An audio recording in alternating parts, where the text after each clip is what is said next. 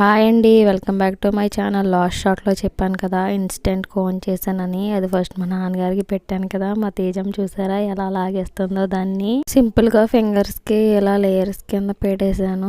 భలే వచ్చినాయి. First time కదా, ఏదో అలా ట్రై చేసేసాను. కోనే అలవాటు, ఎప్పుడు ఇది చేయలేదు. ఫస్ట్ టైం ఇది చేయడం నేను.